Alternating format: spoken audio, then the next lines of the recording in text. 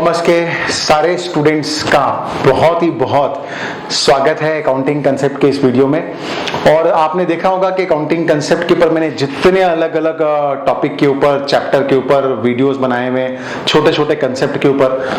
और वो सारे वीडियो का पर्पस एक ही है कि अलग अलग जो बातें हैं, अलग अलग जो चैप्टर्स हैं, उनकी सारी जो इंपॉर्टेंट बातें हैं वो मैं आप सब तक बहुत इजीएस्ट वे में पहुंचा सकूं। राइट, तो ये इसी कोशिश का ये एक और वीडियो है आप सबके सामने अभी। और इस वीडियो में मैं आपको एक्सप्लेन करने वाला हूं, बहुत इंपॉर्टेंट चैप्टर है हमारे अकाउंटिंग के सिलेबस का, वो है पार्टनरशिप। दुनिया का कोई भी सिलेबस हो, चाहे वो 12th का हो, चाहे वो CA, CS, CMA का हो, सब जगह पार्टनरशिप का वेटेज बहुत ज्यादा होता है, इसलिए अकाउंटिंग का बहुत इंपॉर्टेंट चैप्टर है। और इसके अंदर एक कंसेप्ट आता है change in profit sharing ratio. कई बार देखिए ऐसा होता है कि पार्टनर लोग आपस में अपना रेशियो चेंज कर लेते हैं प्रॉफिट को शेयर करने का। मतलब पहले कुछ और था, लेकिन अब ऐसा लगने लग गया कि भाई अब ये रेशियो तो ठीक नहीं है, किसी को लगता है उसका ज्यादा होना चाहिए, किसी और का कम होना चाहिए। तो म्यूचुअल अंडरस्टैंडिंग के साथ में पार्टनर लोग अपना रेशियो जो है वो चेंज कर सकते हैं। लेकिन अगर वो लोग रेशियो को चेंज करेंगे तो अकाउंटिंग में बहुत सारे एडजस्टमेंट करने पड़ेंगे। क्यों करने पड़ते हैं? क्योंकि पहले किसी और रेशियो में बांटा करते थे, पहले जो कमाया गया प्रॉफिट है उस पर अधिकार किसी और रेशियो में है। आज से आप रेशियो को चेंज कर लोगे, राइट, तो अब जो अधिकार है उसका रेशियो बदल जाएगा।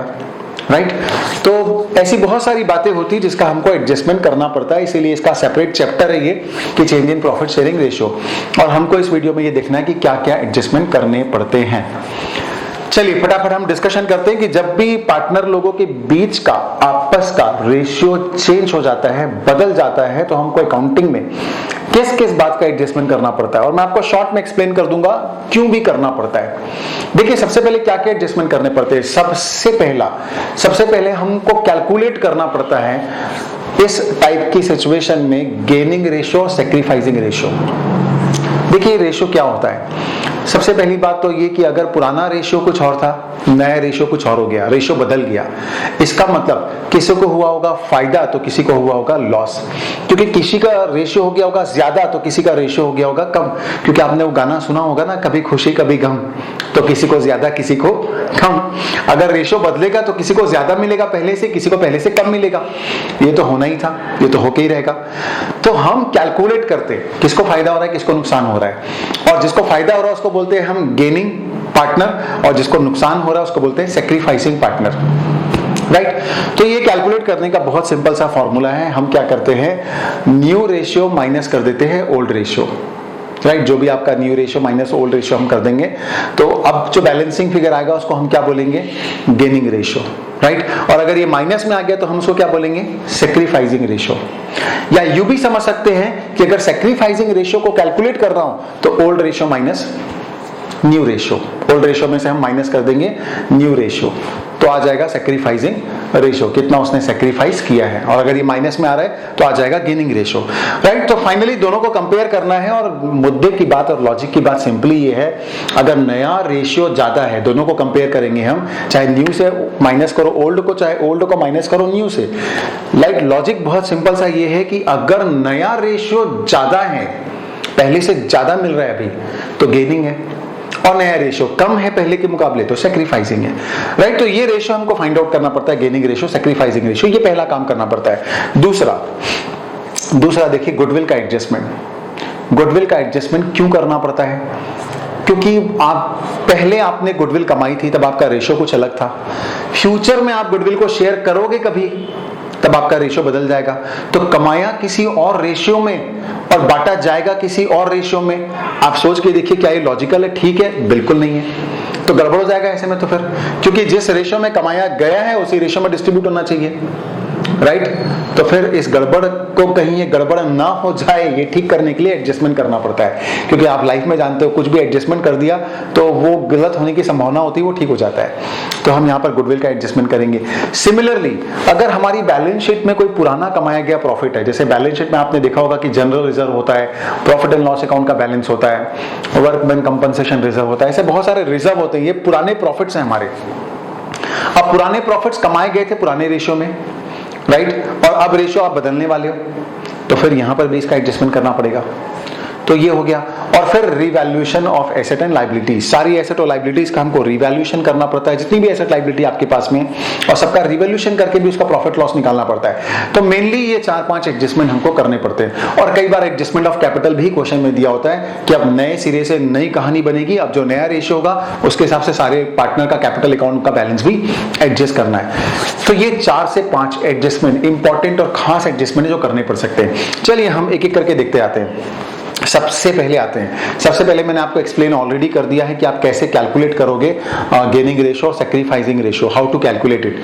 We have to just compare both the ratios and the resulting figure will be either gaining ratio और sacrificing ratio. So this is the simplest thing which we have to do.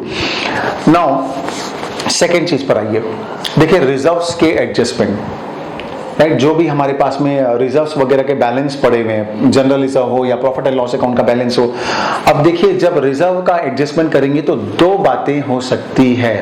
Question 2 अलग अलग तरीके से हमको adjustment दे सकता है। तरीका number 1, question ये कह सकता है कि कुछ ना कहे, राइट, मतलब कुछ ना बोलेगा। ये फर्स्ट नंबर का तरीका हो गया, बोलेगा बस दे दिया रिजर्व प्रॉफिट एंड लॉस वगैरह। तो हम बहुत सिंपलेस्ट क्या करते हैं कि जो भी बैलेंस शीट में पुराना प्रॉफिट दिया हुआ है, चाहे वो रिजर्व हो, चाहे वो प्रॉफिट एंड लॉस अकाउंट का बैलेंस हो, चाहे वो वर्कमैन कंपनसेशन रिजर्व हो, ऐसे सारे रिजर्व जो हमारे अपने प्रॉफिट को रिप्रेजेंट करते हैं, वो सारे रिजर्व को हम डिस्ट्रीब्यूट कर देंगे पुराने पार्टनर्स के बीच में पुराने रेशियो में, राइट। मतलब सारे पार्टनर के बीच में पुराने रेशियो में, ओल्ड रेशियो में डिस्ट्रीब्यूट कर देंगे। All the profits and reserve shall be distributed to all the partners in their old ratio. क्यों ओल्ड रेशियो में डिस्ट्रीब्यूट करेंगे? क्योंकि देखिए लॉजिक बहुत सिंपल सा है। हम पुराने पार्टनर को बोलेंगे देखो भैया, ये तुम्हारा कमाया गया पुराना प्रॉफिट है और तुमने इस प्रॉफिट को कमाया है पुराने रेशियो में, तो तुम्हारा हक भी जो बनता है इस प्रॉफिट के ऊपर वो कौन से रेशियो में बनता है? ओल्ड रेशियो में बनता है। तो भैया ओल्ड रेशियो में इसको बांटो और खत्म करो, इसको फ्यूचर में कैरी मत करो। अगर आप इसको फ्यूचर में कैरी करोगे बिना डिस्ट्रीब्यूट किए, तो फ्यूचर में अगर ये कैरी करोगे तो फ्यूचर में डिस्ट्रीब्यूट होगा, फ्यूचर में नए रेशियो में डिस्ट्रीब्यूट होगा, तो पंगा हो जाएगा। कमाया था किसी और रेशियो में, तो बांटोगे क्यों किसी और रेशियो में? भाई जिस रेशियो में कमाया गया था उसी रेशियो में बांटना भी चाहिए, राइट। इसीलिए इस कहानी को यहाँ पे आज खत्म करने के लिए reserve and profit and loss को बांट के खत्म करो। बांट के खत्म कर दोगे तो आगे रेशियो बदलने के बाद न रहेगा बांस न बजेगी बांसुरी।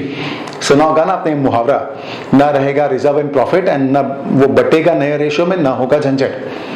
So that is why before changing the ratio, all the profits and reserve will be distributed to the partner in their old ratio, ताकि पुरानी कहानी पुराने रेशियो में बांट के खत्म हो जाए, फिर हम नए सिरे से नई कहानी शुरू करेंगे। तो ये होता है इसके पीछे का लॉजिक। ये था फर्स्ट वे। अब आते हैं second way. Reserve profit and loss के बारे में क्वेश्चन ये बोल सकता है आपको कि हम बैलेंस शीट में जितने भी फिगर्स है वैल्यूज को अल्टर नहीं करना चाह रहे, चेंज नहीं करना चाह रहे। इसका मतलब पार्टनरशिप में जैसी as it is balance sheet है हम चाहते हैं वो वैसी की वैसी ही रहे। अब देखिए अगर हम reserve and profit and loss को डिस्ट्रीब्यूट कर देंगे तो वो गायब हो जाएगा बैलेंस शीट से, गायब हो जाएगा तो वैल्यूज चेंज हो गई फिर तो आपकी नई बैलेंस शीट में, और वो चेंज नहीं करना चाह रहे। मतलब वो चाह रहे हैं कि रिजर्व प्रॉफिट एंड लॉस ऐसी सारी चीजें बैलेंस शीट में पड़ी रहे। तो ठीक है, हम ऐसी सिचुएशन में सिर्फ एक एडजस्टमेंट एंट्री पास करते हैं, और वो एडजस्टमेंट एंट्री क्या होती है? Gaining partners capital account debit, partner या current account as the case may be, gaining partners capital account debit to sacrificing partner capital account. देखिए हम क्या करते हैं, जो भी गुडविल है, सॉरी जो है प्रॉफिट है, जो रिजर्व है, जो भी सारी चीजें हैं, राइट, उसमें जो गेनिंग पार्टनर है उससे पैसा ले लेते हैं, क्योंकि किसी न किसी पार्टनर को फ्यूचर में प्रॉफिट होने वाला है। फ्यूचर में प्रॉफिट होने वाला मतलब फ्यूचर में चूंकि उसका शेयर बढ़ने वाला है तो उसको ज्यादा मिलेगा ना, फ्यूचर में ज्यादा मिलेगा, तो हम उसको बोलेंगे तू आज पैसे निकाल, उससे आज पैसे ले लेंगे। क्यों? क्योंकि तेरे को भविष्य में ज्यादा मिलने वाला है ना, तो कंपनसेट हो जाएगा। तो और क्यों तेरे को यूं ही मिले ज्यादा? अगर ज्यादा मिलने वाला है तो जितना ज्यादा मिलने वाला उतने पैसे तू आज दे दे, बात बराबर हो जाएगी। और भविष्य में फ्यूचर में जिस पार्टनर को सेक्रीफाइस करना पड़ेगा, जिसका लॉस होने वाला है जिस बेचारे का, उसको कंपनसेट करने के लिए आज ही पैसे देने पड़ेंगे। तब तो न्याय होगा ना, तब तो जस्टिस होगा चारों तरफ, तब तो बात जमेगी, जिसको नुकसान हो रहा है, होने वाला है फ्यूचर में, आप बताओ क्यों नुकसान होना चाहिए? क्यों नुकसान होना चाहिए? बिल्कुल नहीं होना चाहिए। तो अगर उसको नुकसान होने वाला है तो कंपनसेट करना हमारी जवाबदारी है। तो हम उसको उतने पैसे आज दे देंगे मतलब उसके कैपिटल अकाउंट में क्रेडिट कर देंगे। तो ये था लॉजिक इस जर्नल एंट्री के पीछे कि क्यों गेनिंग पार्टनर के कैपिटल अकाउंट को हम डेबिट कर रहे हैं, मतलब उससे पैसे ले रहे हैं, और क्यों सैक्रिफाइसिंग पार्टनर के कैपिटल अकाउंट को क्रेडिट कर रहे हैं, मतलब उसको पैसे दे रहे हैं। जो भी प्रॉफिट है आपके पास में रिजर्व, उसमें मल्टीप्लाइड कर दीजिए गेनिंग रेशियो और मल्टीप्लाइड कर दीजिए सैक्रिफाइसिंग रेशियो, तो अमाउंट आ जाएगा कितने अमाउंट से जर्नल एंट्री पास होगी। तो ये था दोनों अलग अलग सिचुएशन, किसको डील करने के लिए? रिजर्व को और प्रॉफिट एंड लॉस को, old profit and loss and reserve which is appearing in the balance sheet, right. Now the third adjustment is the adjustment of goodwill. आप देखिए, गुडविल भी पुराना कमाया गया एसेट, पुराना कमाया गया नाम, रेपुटेशन। हालांकि देखिए, एडजस्टमेंट ऑफ गुडविल के ऊपर मैंने एक बहुत सेपरेट पूरा का पूरा वीडियो बनाया हुआ है कि change profit and loss ratio के केस में गुडविल का ट्रीटमेंट कैसे करते हैं।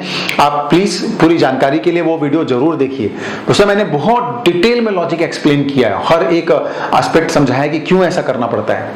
मैं यहाँ पे शॉर्ट में ले रहा हूं, राइट। गुडविल पुराना कमाया गया एसेट है, रेपुटेशन है, तो पुराने रेशियो में डिस्ट्रीब्यूट होना चाहिए। बाद में रेशियो बढ़ जाएगा, घट जाएगा, तो किसी को फायदा होगा, किसी को नुकसान होगा। और ये फायदा घाटा जो होने वाला है, गेन और सेक्रीफाइस जो होने वाला है, उसको एडजस्टमेंट करने के लिए हम एक एडजस्टमेंट जर्नल एंट्री पास करते हैं, और उसमें सेम वही काम करते हैं। गेनिंग पार्टनर के कैपिटल अकाउंट को डेबिट करते हैं और सेक्रीफाइसिंग पार्टनर कैपिटल अकाउंट को क्रेडिट करते हैं। क्यों? क्योंकि गुडविल की वजह से, प्रॉफिट लॉस रेशियो में चेंज होने के बाद गुडविल की वजह से जिनको फायदा होने वाला है, भैया वो पैसा भी दो, उनको हम डेबिट कर देंगे। और जिन बेचारों को नुकसान होने वाला है, जिनका गुडविल में हिस्सा कम होने वाला है फ्यूचर में, उसको आज ही हम पैसे दे देंगे ताकि न्याय हो जाए, ताकि जस्टिस हो जाए, राइट। तो ये था एडजस्टमेंट गुडविल का। चलिए अब आते हैं हम नेक्स्ट इंपॉर्टेंट एडजस्टमेंट पर, रीवैल्यूएशन अकाउंट। देखिए, रीवैल्यूएशन अकाउंट कैसे प्रिपेयर किया जाता है, क्या डेबिट होता है, क्या क्रेडिट होता है, क्या रीजंस है, क्या लॉजिक है, ये सब मैंने एक और वीडियो में डिस्कशन किया हुआ है, तो वो वीडियो भी आप जरूर देखिएगा।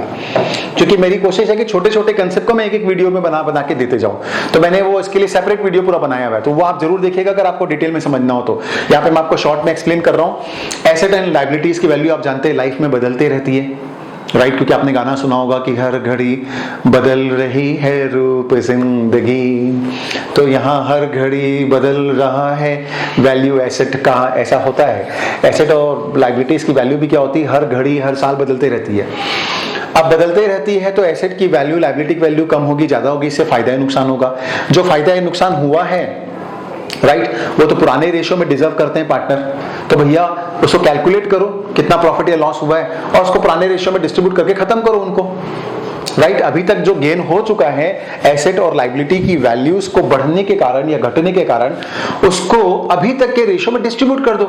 यहां से आगे एक नई कहानी बनेगी, जब नई कहानी बनेगी तो नए प्रॉफिट लॉसेस होंगे। अब जो नया रेशियो आपने डिसाइड किया वो उसमें डील किए जाएंगे, लेकिन ये जो पुराने प्रॉफिट आज तक के हो चुके हैं, इसको तो भैया पुराने रेशियो में बांट के खत्म करना पड़ेगा। बांट के खत्म करने के लिए क्या करना पड़ेगा, कैलकुलेट करना पड़ेगा, और कैलकुलेशन के लिए क्या करना पड़ेगा, रीवैल्यूएशन अकाउंट बनाना पड़ेगा, राइट। तो हम रीवैल्यूएशन अकाउंट प्रिपेयर करेंगे, दो साइड होंगे, आप जानते हैं इसका फॉर्मेट। और एसेट और लायबिलिटीज दो बातें होती है, इन दोनों बातों के अंदर दो बातें हो सकती है। एसेट की वैल्यू इंक्रीज भी हो सकती है, एसेट की वैल्यू डिक्रीज भी हो सकती है, लायबिलिटी की वैल्यू इंक्रीज भी हो सकती है, लायबिलिटी की वैल्यू डिक्रीज भी हो सकती है। तो दो बातें होती है, दो बातों के अंदर दो बातें होती है, मतलब सब मिला के हो जाती है चार बातें। और इन चार बातों में दो बातें होती है प्रॉफिट की और दो बातें होती है लॉस की। जो दो बातें होती है प्रॉफिट की, वो आएगी रिवैल्यूएशन अकाउंट के क्रेडिट में। मतलब increase in the value of asset is a matter of profit, आपके एसेट की वैल्यू बढ़ रही है, फायदा है, क्रेडिट में आएगा। आपकी लायबिलिटी की वैल्यू अगर कम हो रही हो, decrease in the value of the liability, फायदे की बात है, क्रेडिट में आएगा। और एसेट की वैल्यू कम हो गई, सोच के ही कितना टेंशन लगता है, नुकसान की बात है, डेबिट में आएगा। लायबिलिटी बढ़ गई, सोच के ही बहुत टेंशन आ रहा है, नुकसान की बात है, कहां पर आएगा, डेबिट में। Finally we will find out the balancing figure of this account and the balancing figure will be either profit or loss from the revaluation account which will be again distributed to the partners in their old ratio. Old ratio में दो, क्योंकि इनका अधिकार old ratio में बनता है, ये पुराने प्रॉफिट्स हैं, इसको बांट के खत्म कर दो, right. So this is the simple logic behind preparing the revaluation account at this point of time. Now अब देखिए, क्वेश्चन में ऐसे भी कह सकता है, रिवैल्यूएशन अकाउंट में भी दो बातें हो सकती है, क्योंकि हम जब रिवैल्यूएशन अकाउंट बनाएंगे, एसेट लायबिलिटी की वैल्यू को चेंज कर देंगे, तो जो अगली बैलेंस शीट बनेगी उसमें वो चेंज वैल्यू पर आएगी। पर क्वेश्चन कई बार ऐसा बोल सकता है कि नहीं भाई हमको वैल्यू चेंज नहीं करना है, हम तो एसेट लायबिलिटीज को उसी वैल्यू पे, ओल्ड वैल्यू पे दिखाना चाह रहे हैं बैलेंस शीट में, ऐसा क्वेश्चन बोल सकता है। तो दिक्कत ये है, अब ऐसी सिचुएशन में अगर हम रिवैल्यूएशन अकाउंट बनाएंगे अगर, तो वैल्यू चेंज हो जाएगी, वैल्यू चेंज करना नहीं है, लेकिन जो अभी तक चेंजेस हो गए उसका इफेक्ट भी देना है। तो हम वर्किंग नोट में अकाउंट नहीं बनाएंगे, हम रिवैल्यूएशन अकाउंट, और या फिर कई लोग बनाते भी तो उसको नाम देते हैं मेमोरेंडम रिवैल्यूएशन अकाउंट। रियल में नहीं बनाया जाता, वो वर्किंग नोट और रफ का पार्ट होता है, समझ लीजिए। तो हम क्या करेंगे, हम बनाएंगे एक वर्किंग नोट, उस वर्किंग नोट में कैलकुलेट करेंगे हम कि कितना प्रॉफिट आ रहा है रिवैल्यूएशन का और या फिर कितना लॉस आ रहा है। तो एक वर्किंग नोट में जो मैं आपके सामने स्क्रीन पे शो कर रहा हूं वैसे आप वर्किंग नोट में कैलकुलेट कर लेंगे। जो प्रॉफिट वाले मैटर है उनको लिखिए, जो लॉस वाले मैटर है दोनों को कंपेयर कीजिए, आ जाएगा प्रॉफिट लॉस, और एडजस्टमेंट एंट्री पास कर दीजिए बस। एडजस्टमेंट एंट्री फिर कैसे बनेगी, same adjustment entry, gaining partner capital account debit हो जाएगा to sacrificing partner capital account. तो गेनिंग पार्टनर को डेबिट कर दीजिए, सेक्रीफाइसिंग पार्टनर को क्रेडिट कर दीजिए।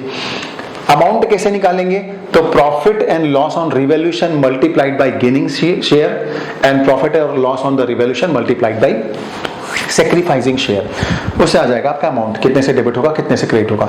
ऐसा करने से पार्टनर के बीच में आपस में एडजस्टमेंट हो जाएगा और आपको बैलेंस शीट में एसेट और लायबिलिटीज को सच में रिवैल्यूएशन करके वैल्यू को चेंज करने की जरूरत नहीं है।